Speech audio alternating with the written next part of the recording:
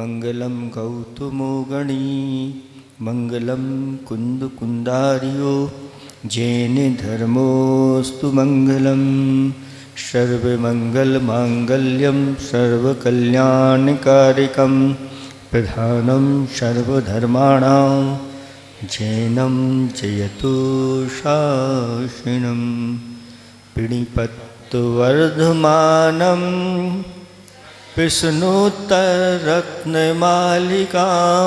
वक्षे नागनरामरवन्द्यं देवं देवाधिपं वीरं। देवादिदेव विख्खजराट कैवल्य कमलापति श्री आदिनाथ भगवान की। देवादिदेव विख्खजराट वर्तमान ससनायक महावीर भगवान की। परम पूज्य स्वाट आचार्य प्रवर गुरुवर श्री विद्यासागर जी महामुनिराज की। परम पूज्य स्वाट राजर्षि अमोघ वर्ष महामुनिराज की।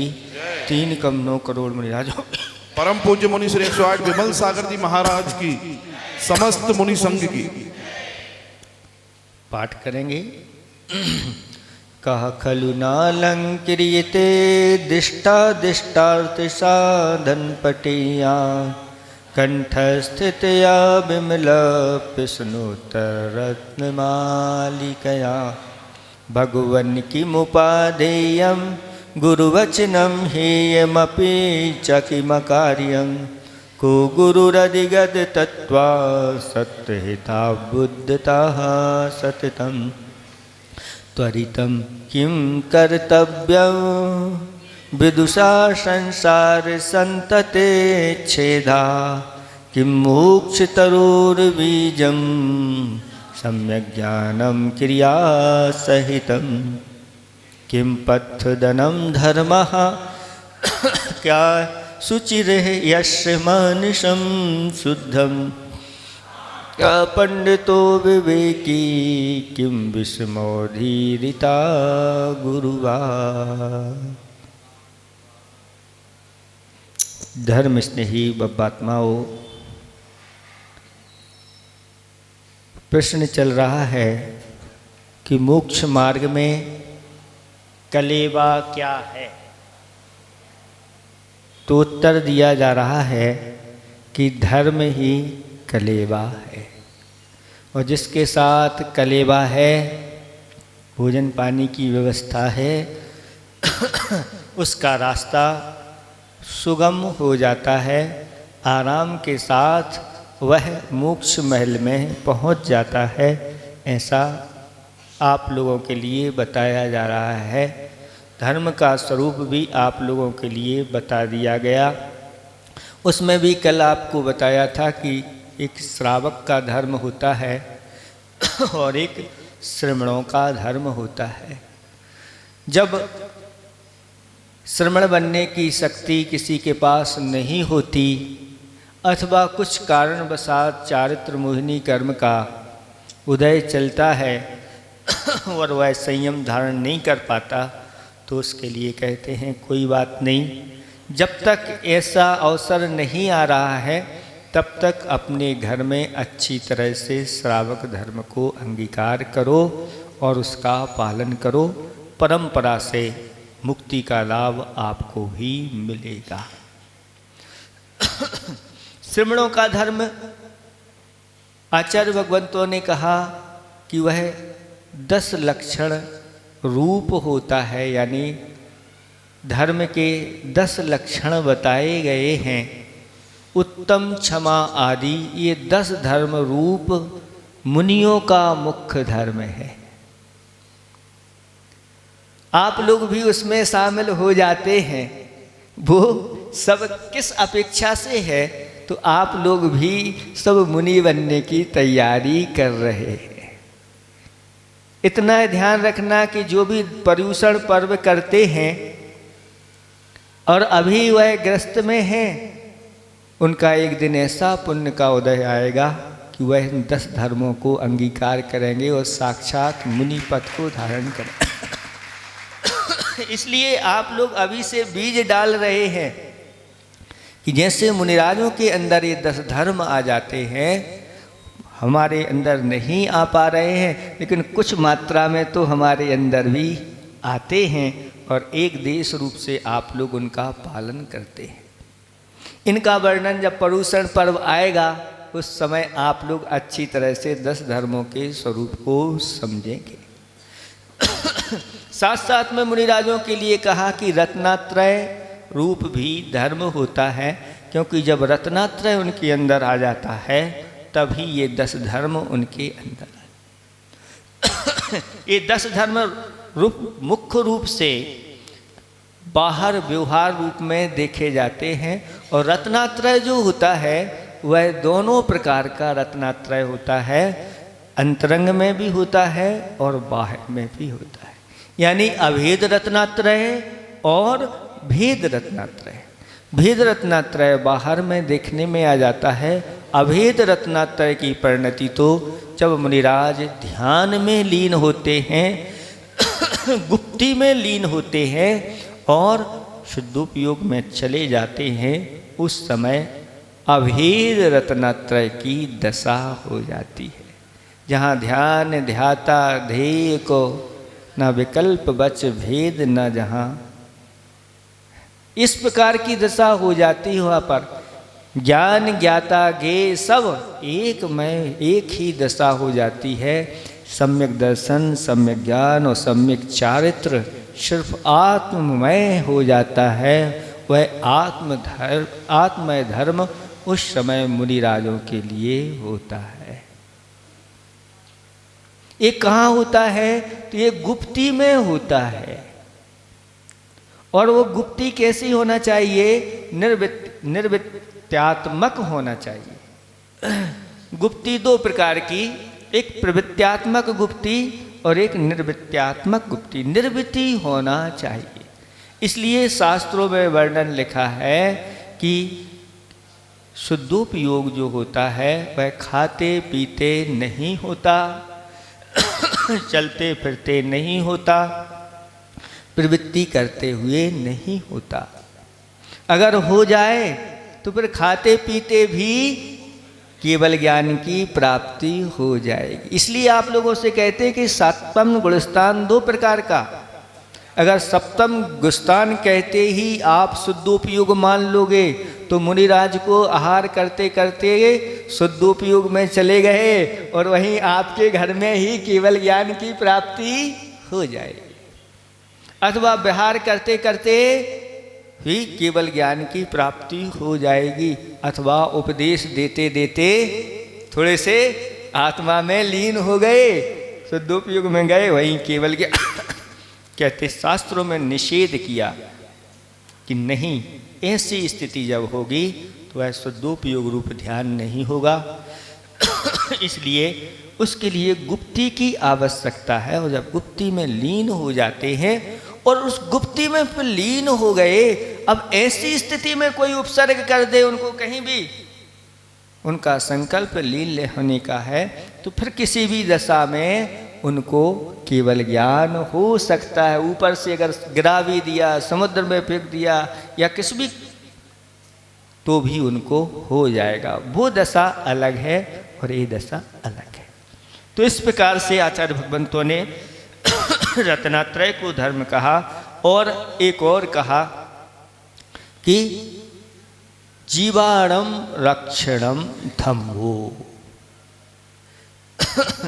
जीवों की रक्षा करना ये धर्म है। जहाँ जहाँ आप जीवों के लिए, उनकी रक्षा के लिए जो भी आपके प्रयत्न हो रहे हैं वह सब धर्म की कोटि में आ जाता है। एक घटना आचार्य भगवंत ज्ञान सागर जी महाराज जी की एक कर्तव्य पद प्रदर्शन नाम की छोटी सी पुस्तिका है। पहले रची ग्रहण या मुनि बनने के बाद भी हो सकती है, लेकिन उसमें एक बहुत अच्छी घटना आई कि एक जज साहब कोर्ट में जा रहे थे गाड़ी से और सफ़ेद वस्त्र पहन करके। रास्ते में देखा कि एक नाले में एक सूकर गिर पड़ा और फंस गया है और वह बहुत चीख रहा है। उस दृश्य को देख करके जज साहब ने गाड़ी को रोक दिया और रोक करके उसको उस नाली में से बाहर निकाल दिया। और बाहर निकाला तो उसने थोड़ा सा अपना शरीर झटका दिया, उसके कारण से उनके कपड़ों पर, लेकिन जज साहब बहुत प्रसन्न हैं, उन्हें इतनी शांति मिली, आज मैंने एक जीव के प्राण बचा लिए। और ऐसी स्थिति में वह कोर्ट में पहुंच गए। सब लोगों ने उसको, उस दृश्य को देख करके कि ऐसी स्थिति में क्या, पूछ लिया। और उन्होंने कहा, आज मुझे बहुत ही सुख और शांति का अनुभव हो रहा है कि मैंने एक जीव के प्राण बचा लिए। मतलब क्या हुआ? इसका अर्थ ये हुआ कि दया जब अंदर से उमड़ पड़ती है तो फिर रहा नहीं जाता। लेकिन यथा योग्य, जिसकी जैसी योग्यता होती है उसके अनुसार वह कार्य करता है। अगर योग्यता नहीं है उस प्रकार की तो अंदर से करुणा और दया भाव तो आ ही जाते हैं। पर की पीड़ा अपनी करुणा की परीक्षा लेती है। आचार्य श्री कहते हैं, अपने लिए आंसू बहाना ये आर्त ध्यान हो जाता है, और पर के दुख को देख करके आंखों में से आंसू आ जाना, इसका नाम धर्म ध्यान है। आंखों में से आंसू रो रहा है, क्यों रो रहा है? इसलिए रो रहा है कि जीवों को बहुत कष्ट दिया जा रहा है। हाँ, धर्मात्माओं को कष्ट दिया जा रहा है इसलिए आंखों में से आंसू है, तो उसका नाम धर्म ध्यान है, ऐसा जानना चाहिए। इसलिए धर्म की महिमा अपरंपार है। जिसके जीवन में धर्म होता है और जो धर्मात्मा होते हैं, शत्रु उसका कुछ बिगाड़ नहीं पाता। इसलिए कहा कि अपने अंदर धर्म को धारण करो। आप लोगों ने श्रीपाल चरित्र तो पढ़ा ही है, और श्रीपाल के जीवन में किस प्रकार से कैसे कैसे आपदाएं आईं, लेकिन धर्म साथ में रहा तो उसी ऐसी आपदाओं से उबर करके यहाँ तक कि समुद्र में पटक देना और फिर समुद्र को भुजाओं के द्वारा पार कर जाना। कौन समुद्र को पार कर सकता है? भगवान। समुद्र को कोई अपनी भुजाओं से पार कर सकता है, लेकिन जो भगवान को अपने हृदय में विराजमान कर लेता है, धर्म को अपने हृदय में विराजमान कर लेता है, वह ये समुद्र क्या, संसार समुद्र से पार हो जाता है। ऐसी इस धर्म की महिमा है। इसलिए रत्नकंडक श्रावकाचार में पूरे श्रावकाचार का सार दे दिया। उन्होंने कहा, पापम अराति ही। हमारा शत्रु कौन है? संसार में हम अनेक, वे हमारे शत्रु हैं, उनसे हमारी नहीं बनती, एंटी पार्टी आदि आदि आपकी चलती। लेकिन जिसने रत्नकंडक श्रावकाचार पढ़ा है उसके लिए अंत में सार रख दिया कि पाप हमारा शत्रु है, और कोई शत्रु नहीं है। हमारा शत्रु हमारे अंदर बैठा हुआ है, वो हमारा सबसे बड़ा शत्रु है। इसलिए अब आगे पाप नहीं करना, शत्रु को शरण नहीं देना अपने अंदर और जीव का धर्म मित्र है, बंधु है। और जो इतना जान लेता है, सभी पुराणों का सार क्या है? तो कहते हैं पाप हमारा शत्रु है, या पाप जीव का शत्रु है और धर्म जीव का मित्र है। बस इतना जो जान लेता है वह आगम का श्रेष्ठ ज्ञाता कहलाता है। इतना जान लिया तो बस अब पाप से बचना है और धर्म को अपने अंदर उतारना है। ये सार रख दिया। ज़्यादा किसी को नहीं सुनना तो कम से कम इतना तो सुन लो और अपने जीवन में इसको उतार लो। क्योंकि जो धर्मात्मा होते हैं शत्रु उनका कुछ बिगाड़ नहीं पाता और शत्रु भी उनके मित्र हो जाते हैं। ऐसी शास्त्रों में बहुत जगह घटनाएं देखी है। लेकिन जिनका पाप कर्म का उदय चलता है ऐसे लोगों के लिए भी देव अगर सहायता करना चाहे तो भी वह कुछ उनका कर नहीं सकता। इसलिए इस धर्म का हमेशा हमेशा रक्षण करो।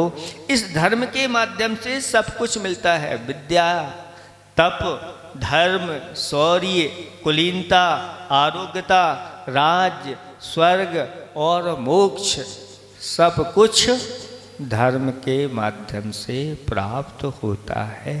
इसलिए इस धर्म का आचरण करो। इस धर्म को अपने साथ, धर्म रूपी कलेवा को अपने साथ लेकर के चलना चाहिए।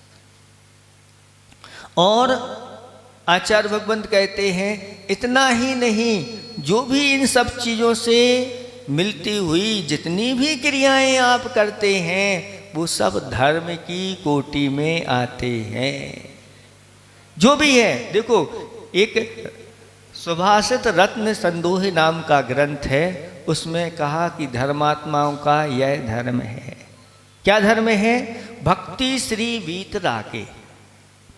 वीतराग भगवान में अथवा सच्चे देव शास्त्र गुरु में जो आपकी भक्ति, पूजा, आराधना, श्रद्धा जो भी है, ये सब धर्मिणाम ईश धर्मा, वह धर्मात्माओं का यह धर्म है। करुणा प्राणी वर्गे समग्रे, सभी जीवों पर करुणा रखना ये भी धर्मात्माओं का धर्म। दानम दीने चा पात्रे, दान जो है ना, दीनों में भी दान देना और पात्रों में दान। दीन दुखियों के लिए जो दान दिया जाता है करुणा से युक्त, वह भी धर्म है। ऐसे कोई दीन दुखी है जिन्हें इस प्रकार से कुछ आवश्यक है उनको दे देना, उनकी उपेक्षा नहीं करना और सत्पात्रों में दान देना अथवा धर्म के दान के जो क्षेत्र हैं उनमें दान देना, ये भी आप लोगों का धर्म है।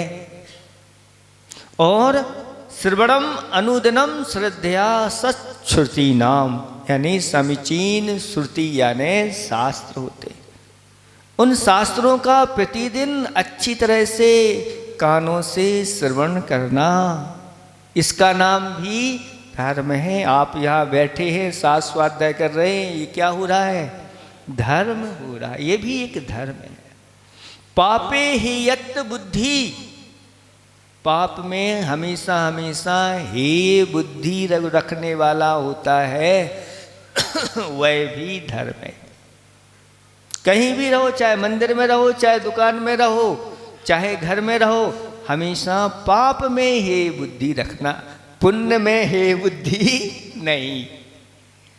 आप कहीं भी रहो, ये पाप छोड़ने योग्य हैं। भले मैं पाप कर रहा हूँ, घर में दुकान में बैठ के आप पाप कर रहे हैं, झूठ बोल रहे हैं, आदि आदि, लेकिन अंदर से मन कह रहा है, अंदर से आत्मा कह रही है ये पाप करने योग्य नहीं है, ये छोड़ने योग्य है। भगवान मैं कब इन पापों से छूटूं? तो भी उसका वहाँ पर धर्म हो रहा है। और भव भय मथने मुक्ति मार्गे अनुरागा, संसार और भय का मथन करने वाला जो मुक्ति का मार्ग है, मुक्ति का मार्ग यानी रत्नात्रय मार्ग है या ग्रस्त मार्ग है या श्रमण मार्ग है, दोनों प्रकार के धर्म हैं।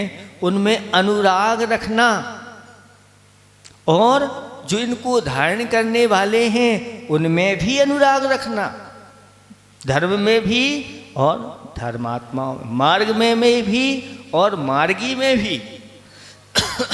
जहाँ हमारा अनुराग होता है उसको धर्म। संगे निसंग चित्ता, ये भी धर्मात्माओं का धर्म। संग यानी परिग्रह आदि जो होते हैं उनमें निसंग चित्त यानी ममत्व की बुद्धि नहीं रखना, मूर्छा की बुद्धि नहीं रखना, ये भी धर्मात्माओं का धर्म। विषय विमुक्ता, विषयों से विमुख होना, ये भी धर्मात्माओं का धर्म है।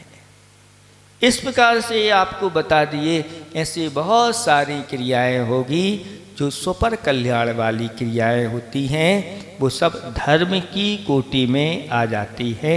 इसलिए इस धर्म को हमेशा धारण करके चलना चाहिए। यही आपका कलेवा है। धर्म ही तो है मुक्ति पथ का कलेवा।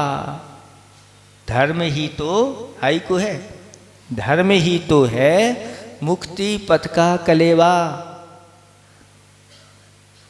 साथ ले चलो, साथ ले और चलो। चलना भी जरूरी है, तब मंजिल तक पहुंचेंगे। ठीक है, इतना ये हो गया, संक्षेप में इतना ही समझो। अब आगे अगला प्रश्न आता। कहा माने कौन? शुचि, शुचि यानी पवित्र। यह माने इस लोक में। अगला प्रश्न है 6वें नंबर का हो गया था, इस 7वें नंबर का है ना, साथ ही है। 7वें नंबर का प्रश्न है कि इस लोक में पवित्र कौन है? किसको पवित्र माना जाए? तो उत्तर दिया जा रहा है यश मानसम शुद्धम। जिसका मन शुद्ध है वह पवित्र है। इसलिए कहा सर्वेषां शुद्धि नाम मना शुद्धि प्रशस्यते। सभी शुद्धियों में मन की शुद्धि सर्वश्रेष्ठ मानी गई है। और मन शुद्ध नहीं है और सब चीजें शुद्ध है तो वह सबको अशुद्ध बना देता है। इसलिए मन की शुद्धि बना के रखो। मन की शुद्धि कैसे होगी? मन का स्वभाव कैसा है? चंचल है। आचार्य भगवंतों ने कहा कि यह मन स्वभाव से ही चंचल है, ऐसे स्थिर नहीं होता। अभी तक स्थिर नहीं हो पाया, और होता भी है स्थिर तो खोटी चीज़ों में बहुत जल्दी स्थिर हो जाता है। ऐसा क्यों होता है? कोई पुरुषार्थ नहीं करना पड़ता और बैठे बैठे ही इस प्रकार का मन ऐसा लग जाता है कि वह दूसरी जगह नहीं, कब निकल जाते हैं समय पता नहीं चलता।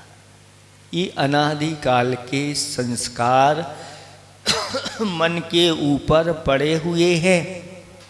इसलिए बुरे कार्यों में पुरुषार्थ नहीं करना पड़ता, मन बुरे कार्यों में चला जाता है। लेकिन अच्छे कार्यों के लिए मन को समझाना पड़ता है, लगाना पड़ता है, करवाना पड़ता है, तब जाकर के वह वहाँ से भी भाग जाता है। पूजा करते करते मन चला जाता है, सामयिक करते करते मन भाग जाता है। अनेक प्रकार के धार्मिक अनुष्ठान करते हुए भी मन बीच बीच में भाग जाता है। आप तो वहीं रहते हैं, किसी को पता नहीं चलता और मन भाग जाता। इसलिए आचार्य भगवंतों ने कहा कि इस संसार दशा में या यहाँ पर इस लोक में जो शरीर के माध्यम से पाप किए जाते हैं उनकी तो दंड संहिता बनाई गई है, लेकिन मन में जो इस प्रकार से होते रहते हैं उनकी दंड संहिता कौन बनाता है? तो कहते हैं वह कर्म अथवा धर्म धर्म जो है ना उसकी दंड संहिता बनाता है। यानी आपने अगर इस प्रकार का किया तो आपको मिलेगा। इसलिए अपने मन को अच्छी तरह से समझाते रहना चाहिए, बुझाते रहना चाहिए और अच्छे कार्य जैसे बच्चों को पुचकार करके उनसे हाँ बेटा स्कूल जाना है, आदि आदि ये करना है, वहाँ नहीं जाना है, ऐसे ही इस बेटे को भी, क्योंकि ये भी एक बेटा है और चंचल है इसलिए उसको समझाते रहना चाहिए। राग देश मोह आदि में वह ना भटके अथवा पाप कार्यों में ना भटके, विषयों में ना भटके, इसलिए अच्छे अच्छे कार्यों में लगाते रहना चाहिए। आचार्य ने एक कम वक्त नाम की कविता लिखी है, मन के ऊपर लिखी है कि उसका भाव है, पूरा पूरा तो नहीं आ रहा है, कि यह कोई हरकत नहीं, यह हकीकत है कि हर वक्त हर व्यक्ति का मन चलता तो है, अगर वह संयत हो तो त्राण होता है, सुख संपदा में एक तान होता है, वरदान होता है, और असंयत हो, बेलगाम हो तो कम वक्त खतरनाक शैतान होता है। इसके कुछ भाव आए थे, ऐसे भाव है, अगर वह बेलगाम हो, असंयमी हो तो वह कम वक्त खतरनाक और शैतान होता है। कम वक्त का अर्थ क्या होता है? यानी वह किसी की सुनता नहीं है, अपनी मनमानी करता है। धोखा देने वाला होता है, और जो धोखा देता है तो कहते हैं तो कम वक्त है, समय पे इसने धोखा दे दिया। ऐसे ही है मन भी, कब धोखा दे दे कोई भरोसा नहीं। अध्यात्म ग्रंथों में आया है मन के बारे में कि जिसका मन जिसमें, जिसकी श्रद्धा जिसमें होती है उसका मन उसमें लग जाता है, और जिसकी जिसमें श्रद्धा नहीं होती उसका मन उसमें नहीं लगता। यत्रैवाहित धीपुंसा श्रद्धा तत्रैव जायते, यत्रैव जायते श्रद्धा चित्रम तत्रैव लीयते। ऐसा कहा कि जिसकी जिसमें श्रद्धा होती है उसका मन उसमें लीन हो जाता है। अब पूजा करते करते मन आपका अगर घर में लग रहा है या घर की बनी हुई चीज़ों में लग रहा है, मतलब पूजा में श्रद्धा नहीं है। क्योंकि घर पर कह के आए थे कि गरम पूड़ी और हलवा बना के रखना, हम पूजा करके आते हैं, और पूजा चल रही थी कि जय जय नाथ परम गुरु होय और गरम पूड़ी और हलवा होए। मन में बार बार ये आ रहा था, तो एक बार मुख से भी निकल ही गया कि जो मन में होता है वो असावधानी हो जाती है, तो गरम गरम हलवा और पूड़ी होए, जय नयनाथ परम गुरु होए, ऐसी चीज हो जाती। तो बार बार मन का, तो श्रद्धा तो हलवा पूड़ी में अभी ज़्यादा है, या वहाँ की श्रद्धा है, यहाँ तो अब ये करना पड़ रहा है, ऐसा हो जाता है, तो वह मन सही मन नहीं जाना जाता। इसलिए संयमी मन पूज्य है, पूत है, पूजा जाता है, और असंयमी की दूसरे प्रकार से पूजा हो जाती है। पूजा एक अलग पूजा, एक सम्मान वाली पूजा होती है और एक अपमान वाली पूजा। तो यह अपना मन अपने बारे में क्यों ना सोचता, दुनिया के बारे में तो सोचता रहता है, कुछ अपने बारे में भी सोचना चाहिए। कब एक आचार्य ने भगवान धर्मनाथ भगवान की स्तुति करते हुए, जिससे बिछड़े जुड़ सकें, धर्म के बारे में बताया है, जिससे बिछड़े जुड़ सकें, रुदन मिटे मुस्कान, तनगत चेतन दिख सके, धर्म वही सुख खान। धर्मनाथ भगवान की स्तुति करते हुए धर्म के बारे में बताया कि जिससे हम अनादिकाल से आज तक बिछड़े हैं, वहीं रहते हुए, उसके पास रहते हुए भी उससे हम बिछड़े हुए हैं। और हमारा कोई रिश्तेदार है, सगा संबंधी है, वह बिछड़ जाता है तो कितनी खोज करते हैं, विज्ञापन आदि देते हैं, पता लगाते हैं, और अनादिकाल से हम बिछड़े हुए हैं। किससे? अपने आप से। हमें अपना पता ही नहीं है। तो जिससे बिछड़े जुड़ सकें, रुदन मिटे मुस्कान, तनगत चेतन दिख सके। यह तन में ही बैठा हुआ चेतन है, यह चेतन दिख जाए या दिख सके, ऐसा श्रद्धान ज्ञान हो जाए, तो उसका नाम आचार्य भगवंतों ने कहा धर्म वही सुख खान। सुख की कोई खान है, खजाना है, तो वह अपने अंदर बैठा हुआ चेतन है, जो सुख का संपूर्ण स्रोत है। इसलिए अपने मन को निरंतर क्या करते रहना चाहिए?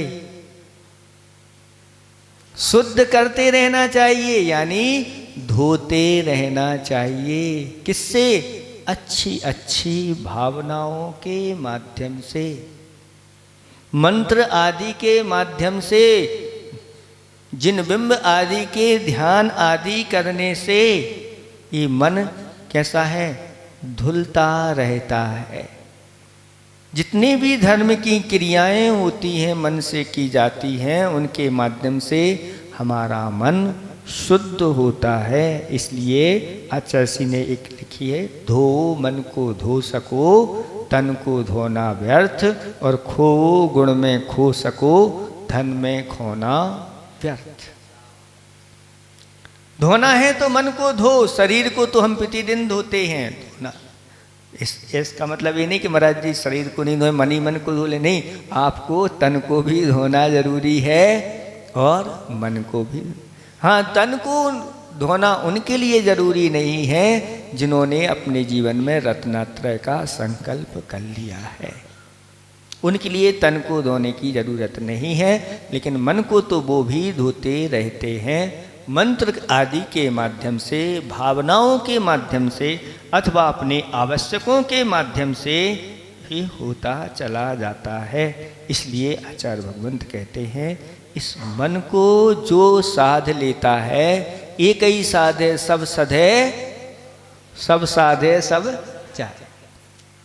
सबको साध लो, और अगर मन को नहीं साधा तो फिर सब कुछ चला जाता है, जो कुछ भी है वह भी लुट जाता है। इसलिए अपने मन को अच्छी तरह से आप लोगों के लिए पवित्र करना, और जिसका ये मन पवित्र है वह इस लोक में जिसका मन शुद्ध है वही पवित्र है। अभी आप लोग इष्टोपदेश ग्रंथ में भी लोग पढ़ते होंगे, उसमें एक श्लोक आता है कि एक तरफ तो चिंतामणि रत्न है और एक तरफ किसकी डली है? डलिया रखी है, खली की डलिया रखी है, एक तरफ चिंतामणि रत्न रखा हुआ है। और आप विवेकी हैं, विवेकी व्यक्ति किसको ग्रहण करेगा? चिंतामणि रत्न की डलिया को ग्रहण करेगा। ये देखो कितने आप लोग होशियार हो गए हैं। वही श्लोक चल रहा है कि आप देखो कितने होशियार हैं कि जहाँ रत्नों की डलिया है वही उठाएंगे, दूसरे नहीं उठाएंगे। लेकिन मन के बारे में हम वहाँ पर अपनी होशियारी गमा देते हैं। कैसे गमा देते हैं? तो उदाहरण दिया कि देखो धर्म ध्यान और शुक्ल ध्यान, ये तो क्या है? ये चिंतामणि रत्न की डलिया है। और आर्त ध्यान और रौद्र ध्यान ये क्या है? ये खली की डलिया है। अब देखना, जब भी हमारे अंदर आर्त ध्यान और रौद्र ध्यान आ जाए तो कहना कि हे आत्मन, तू खली खा रहा है, भूसा खा रहा है। मनुष्य होकर के भी खली खा रहा है, इसका अर्थ है मनुष्य होकर के भी पशुता जैसा आचरण कर रहा है। इसलिए हे आत्मन, हे मन, अब खली खाना छोड़ और ये देख बाजू में चिंतामणि रत्न रखे हुए हैं, उसको छोड़ करके इसको ग्रहण कर, यानी अपने आप को धर्म ध्यान में लगा। बस ये आपके हाथ में है। महाराज हम अपने मन को कैसे समझाएं? तो जैसे आप अपने बच्चों को समझा लेते हैं, ऐसे ही एक आपका बच्चा मन भी है, आप उसको भी समझाओ। आपका मन है, हम कैसे समझा दें? या तो आप अपना मन हमारे यहाँ छोड़ जाओ तो हम उसको समझाते रहेंगे, लेकिन ऐसा हो नहीं सकता। आपका मन आपके साथ ही रहता है, आप जहाँ जाते हैं वह भी आपके साथ चला जाता है, इसलिए आपको ही समझाना है। ठीक है। और भी शास्त्रों में, लोक व्यवहार में देखो क्या क्या पवित्र मानते हैं। किसी ने कहा है सुचिर भूमि गतम तोयम, सुचिर नारी पतिव्रता, सुचिर धर्म परु राजा, ब्रह्मचारी सदा शुचि। ये नीति श्लोक है कि भूमि से निकला हुआ जल शुद्ध होता है, अथवा कूप का जल जो होता है वह शुद्ध माना गया है। सुचिर नारी पतिव्रता, जो पतिव्रता नारी होती हैं वह कैसी हैं? पवित्र हैं। शुचि धर्म परु राजा, अगर धर्म से तत्पर राजा होता है तो वह कैसा है? पवित्र है। और ब्रह्मचारी सदा शुचि, ब्रह्मचर्य व्रत को जिसने धारण कर लिया है ऐसा वह हमेशा हमेशा पवित्र कहलाता है। और भी कहा है, अगर तुम्हारे जीवन में रत्नात्रय की पवित्रता है तो गुरु से तो ठीक, भगवान से भी मित्रता है। इसलिए अपने मन को पवित्र रखना चाहिए। चौके में बोलते हैं आप लोग, मन शुद्धि, वचन शुद्धि, काय शुद्धि, आहार जल शुद्ध है। कुछ लोग कहते हैं मन शुद्धि, वचन शुद्धि, काय की शुद्धि है, आहार जल शुद्ध है। काय की शुद्धि है ना, कोई शुद्धि उद्धि नहीं। आप तो आहार जल शुद्ध है और आप लीजिए, तो ये आपका मन फिर पवित्र नहीं कहलाएगा। मतलब मायाचारी से अगर आप आहार दे रहे हो तो वह मन शुद्धि नहीं कि छिल गए हैं, अब कौन किसी ने देखा नहीं, और मन शुद्धि, वचन शुद्धि, काय शुद्धि। मन में कुछ और है और वचन में कुछ और है और काय में, तीनों अलग अलग हैं और फिर भी आहार जल शुद्ध करके। इसलिए लोग कहते हैं कि महाराज आप आहार नहीं ले रहे हो तो कम से कम हाथ तो लगा लें। हम कहते हैं हाथ लगाओ अथवा ना लगाओ, मन लगाओ।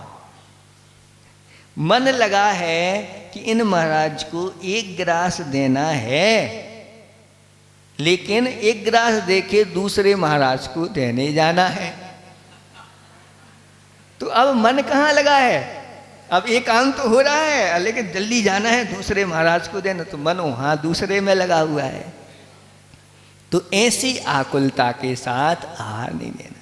एक किसी महाराज ने एक घटना सुनाई थी कि एक ही स्थान पर दो महाराज खड़े होकर के आहार ले रहे थे। वो मुनिराज थे और दो छुल्लक जी थे वो बैठ करके आहार कर रहे थे। और एक सज्जन जल्दी जल्दी आहार आए, इनको दिया, इनको दिया, उनको दिया, उनको दिया, एक एक गिलास करके और बाहर निकल गए। कहने लगे आज तो मैं चारों को निपटा करके आ गया। तो ये निपटाने का काम कैसा है कि क्यों क्या हुआ?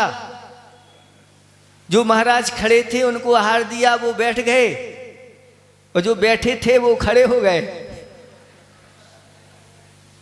जो खड़े खड़े आहार महाराज ले रहे थे उनको दिया, सो उनको अंतराया, सो वो बैठ गए। उनको अंतराया तो वो बैठ गए, और जो बैठ के भोजन कर रहे थे उनको अंतराया, सो खड़े हो गए।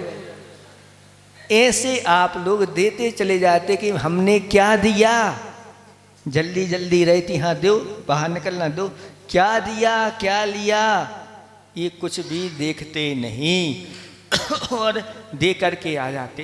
पूछा क्या दिया था, क्या पता कटोरी पकड़ा दी थी और हम तो दे गए। कुछ लोग कुछ वस्तु रहती है और कहते हैं ये ले लो ये ले लो, वो चीज़ है ही नहीं तो कैसे ले लें, है दूसरी वस्तु और उनको समझ में दूसरी आ रही है। तो विवेक के साथ ही ये सारी क्रियाएं होना चाहिए। इसलिए मन शुद्धि शरीर की शुद्धि के लिए बताया, स्नान करके शुद्ध वस्त्र धारण करके पूजा और दान करना चाहिए। अब आप अशुद्ध वस्त्र धारण किए हुए हो, नहा के तो आए हो, आपने नहाया तो है, लेकिन नहाया है लेकिन वस्त्र आपने अशुद्ध पहने हैं, तो अशुद्ध वस्त्र पहन लिए हैं तो आपका शरीर क्या हो गया, शुद्ध हुआ कि अशुद्ध? नहीं, आपका शरीर तो शुद्ध है, शुद्ध वस्त्र आपके शरीर को शुद्ध है, और अशुद्ध वस्त्रों ने आपके शरीर को स्पर्श कर लिया है, तो अब वस्त्र भी शुद्ध हो जाएंगे क्या? नहीं, ऐसा नहीं होता। इसलिए आचार्य श्री कहते हैं कि एक असूला वाला है और 100 सूला वाले हैं। एक असूला वाला है और एक 100 सूला वाले हैं, तो 100 सूला वाले मिलकर के भी एक असूला वाले को सूला का नहीं बना सकते। लेकिन एक असूला वाले के पास इतनी पावर है, हाँ, इतनी पावर है कि वो सबको असूला का कर दे। हैं बरगणाएं ऐसी बंदे दिकऊ पारणाम कौचे, अधिक जो गुण वाला है वह कम गुण वालों के लिए अपने रूप, उसकी पावर बहुत है असूला की पावर, इसलिए उसको नहीं बचना, वो नहीं बचता। आप लोग बचते फिरते हैं भैया भैया भैया भैया, इस प्रकार से करते रहते हैं। तो आचार्य भगवंत कहते हैं कि आर्त ध्यान और रौद्र ध्यान से हमें अपने आप को बचाना है। जो आर्त ध्यान रौद्र ध्यान में अपने मन को नहीं लगाता उसका मन पवित्र बना रहता है। इसलिए इस लोक में पवित्र वही है जिसका मन शुद्ध है। ठीक है, अब आगे फिर इतना समझ में आ गया। इस संबंधी किसी को कुछ प्रश्न तो नहीं करना, पूछ सकते हैं नहीं तो आगे बढ़ाते हैं। अब देखें अगला प्रश्न, कहा माने कौन, पंडितहा, पंडित कौन है? पंडित जी कौन है? बताओ कौन पंडित है? उत्तर दिखाई दे रहे हैं उत्तर, विवेकी, जो दूसरों को समझा रहा है लेकिन स्वयं विवेकी नहीं है, उसको पंडित नहीं कहा। इसलिए किसी ने कहा पंडिताई पल्ले पड़ी, पंडिताई पल्ले पड़ी, पूर्व जन्म को पाप, पूर्व जन्म को पाप, औरों को उपदेश दें, कोरे रह गए आप। ऐसी पंडिताई अच्छी नहीं मानी जाती। यानी पंडित वही है जिसके पास विवेक है, वो विवेकवान पंडित पंडित कहलाता है। कैसा विवेक होना चाहिए? आचार्य भगवंत कहते हैं कि उसके पास ऐसा विवेक हो जिसके माध्यम से वह सर्वत्र सम्मान का पात्र हो। नहीं तो एक बहुत सारे गुण हैं अपने पास, और अगर एक विवेक गुण नहीं है तो सारे गुणों पर पानी फिर जाता है। कहते हैं सारे गुणों पर, सब अच्छाइयों पर पानी फेर दिया। क्यों? कि वहाँ पर जहाँ विवेक रखना था वह विवेक नहीं रखा।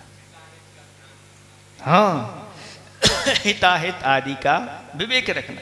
देखो कुछ पंक्तियां हैं, आपको सुना। मोक्ष न आत्म ज्ञान बिन, मोक्ष की प्राप्ति आत्मा के ज्ञान के बिना आज तक ना तो किसी को हुई है ना होगी। मोक्ष न आत्म ज्ञान बिन, क्रिया ज्ञान बिन नाही। जो क्रियाएं होती हैं वह ज्ञान के बिना उन क्रियाओं का कोई महत्व नहीं होता। ज्ञान विवेक बिना नहीं। ज्ञान तो है, लेकिन अगर विवेक नहीं है तो ज्ञान का कोई महत्व नहीं। इसलिए ज्ञान विवेक बिना नहीं, और गुण विवेक के माही। गुण रहते हैं तो विवेक के मध्य में ही गुण रहते हैं, और विवेक नहीं तो गुण भी चले जाते। नहीं विवेक जिन मत बिना। तो कितनी अच्छी बात आई।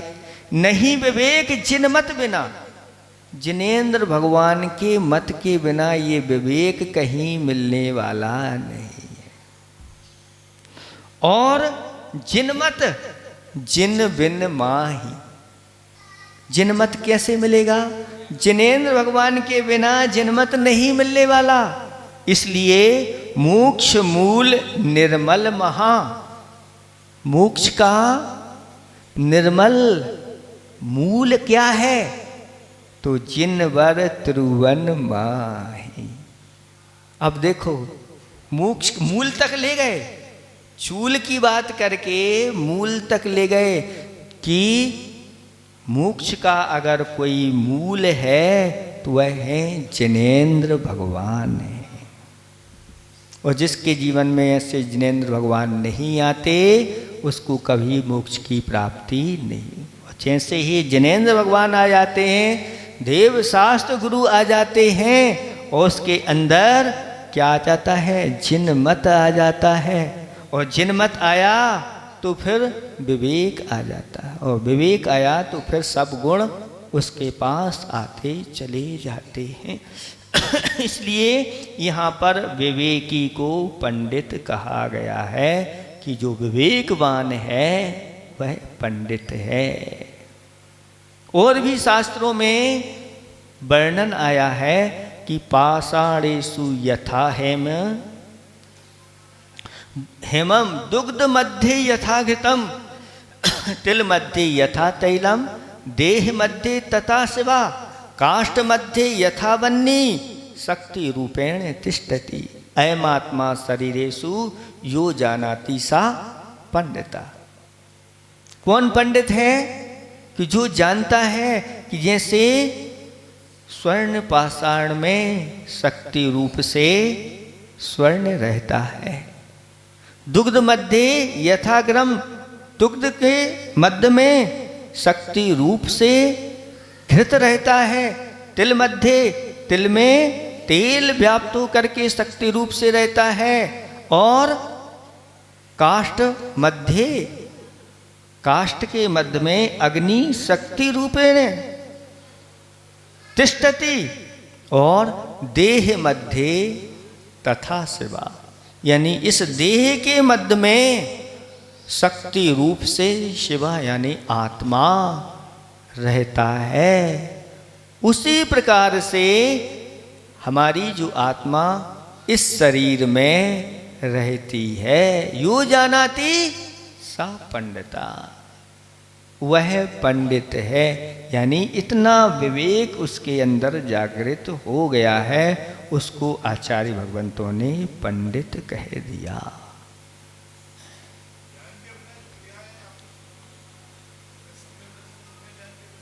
जब ज्ञान नहीं है तो फिर सम्यक दर्शन भी नहीं होगा।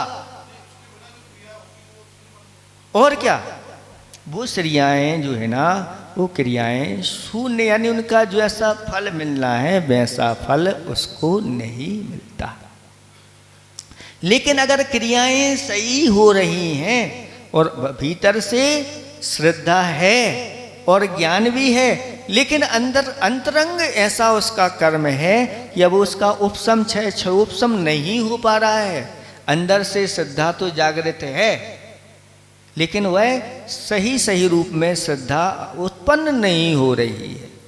और अगर क्रियाएं करता है और आगमिक क्रियाएं हैं, समीचीन क्रियाएं हैं, तो भी वह क्रियाएं आगे जाकर के उसको उन चीज़ों को उपलब्ध करा देता है।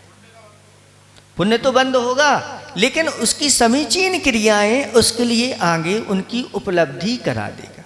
जैसे शास्त्रों में कई वर्णन मिलते हैं कि सम्यक दर्शन नहीं था, लेकिन एक नियम का पालन किया और गुरु के ऊपर श्रद्धा रख के किया, लेकिन भीतर से सम्यक दर्शन नहीं हुआ और वह देवों में ना उत्पन्न होकर के मनुष्यों में उत्पन्न हो गया। तो उस मनुष्य भाव में उसके लिए सब सुद्रव्य, सुक्षेत्र, सुकाल, सुभाव सब मिल गए। तो अपन को तो करते चले जाना है। आचार्य भगवंतों ने जैसे भगवंतों ने कहा वैसा करते चले जाओ, लेकिन भीतर से भावना श्रद्धा के साथ करना, ज्ञान के साथ करना, विवेक के साथ ये करते चले जाओ तो हम पंडित संज्ञा को प्राप्त हो जाएंगे। इसका अर्थ ये है कि ऐसा नहीं कि अब आपके लिए तो हम इस प्रकार से करते चले जाएं और हम उल्टा ही करें।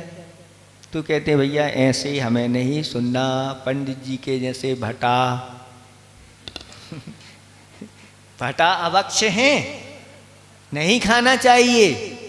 क्यों?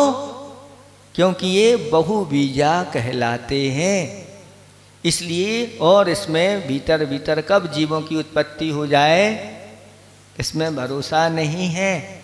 इसलिए भटा का सबको त्याग करना चाहिए। तो सबने त्याग कर दिया। पंडित जी गए और कहते हैं अब क्या हुआ, उस दिन पंडितानी भी सुनने को आ गई थी और उन्होंने भटा बनाए थे।